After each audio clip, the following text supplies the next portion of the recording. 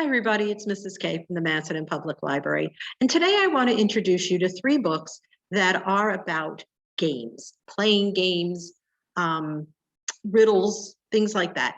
So I really enjoyed all three of these, and I wanted to recommend them to you because I think you might enjoy them too. And the first one is Roald Dahl's Charlie and the Chocolate Factory, which is followed by Charlie and the Great Glass Elevator. So this is an old book, but a goodie. I'm sure you are all familiar with the story. So Willy Wonka's famous chocolate factory is finally reopening. It had shut down because there were spies that were trying to steal his secret formulas. And it's finally reopening, and everybody has a chance to get invited in. He's going to take 5 people. They have to win the golden ticket. By that, they have to buy the Willy Wonka chocolate bars, and there you go. So the 5 children, the lucky children who get in, are Veruca Salt, a spoiled rotten brat whose parents are wrapped around her little finger. Augustus Gloop, an enormously fat boy whose hobby is eating. Mike TV, a toy pistol-toting gangster in training who's obsessed with television.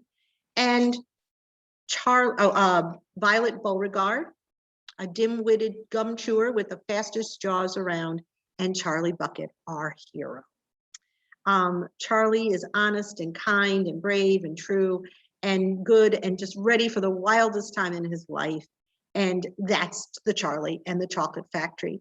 And they go into the factory and they get to meet Willy Wonka, and they have all sorts of interesting adventures in the factory. And it's just a fun book.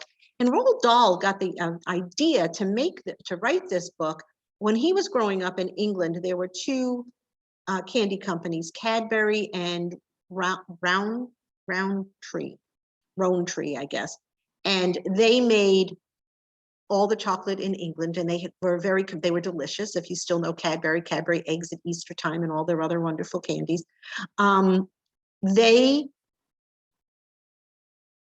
had kind of a war between the 2 of them, and they would send spies into each other's chocolate factories to get clues and ideas and recipes. And so Roald Dahl got that idea, and plus the big machines that used to make it, so which is where he came up with all the fabulous things that you'll read about in this book. As you know, there are 2 movies, Willy Wonka and the Chocolate Factory, which was made, I think, in the early 1970s. And that one's a little creepy, but they're both creepy in different ways. The newer one has Johnny Depp in it. That was made, I can't remember the actual year, but they're both creepy in their own ways, as I think the book is too. So I think, though, creepy in a fun way. You'll enjoy them. You'll enjoy that book. The other book I want to share with you is not as well known. It's called The Westing Game by Ellen Raskin.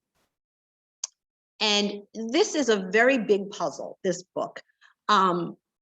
The Sunset Towers is a new apartment building that they built right on Lake Michigan.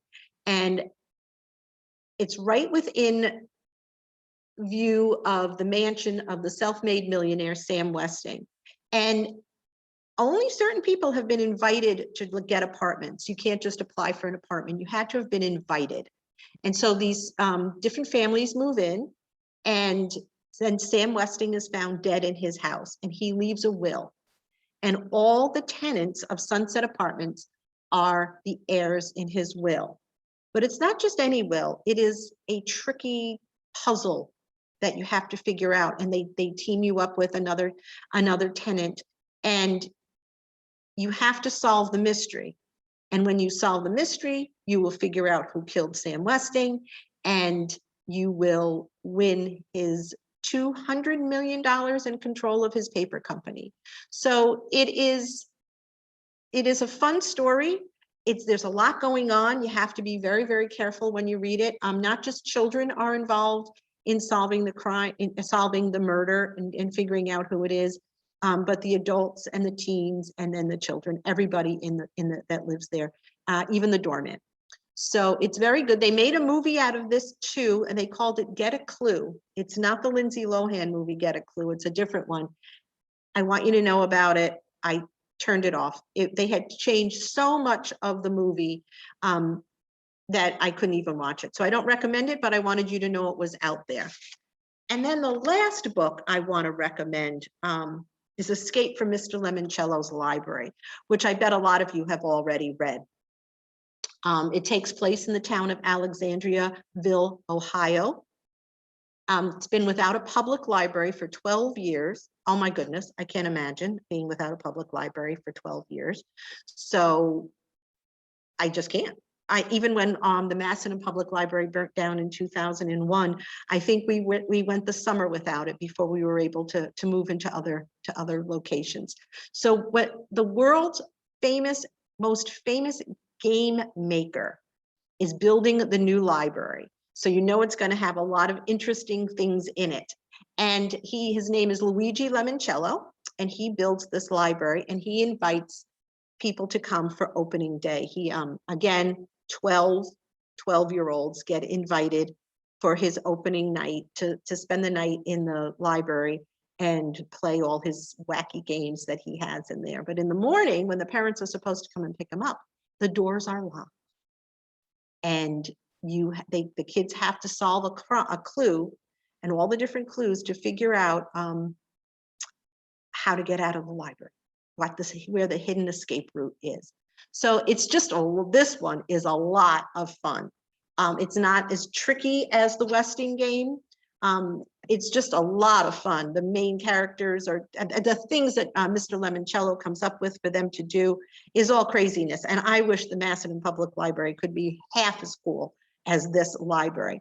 And if you love this book, which I did, there are more in his Mr. Limoncello's series. Let's see, there's the Library Olympics, the Great Library Race, the All-Star Breakout Game, and the Titanium Ticket. So if you like one, you'll love them all. And I recommend these books for you to read. You have a good one. Bye-bye.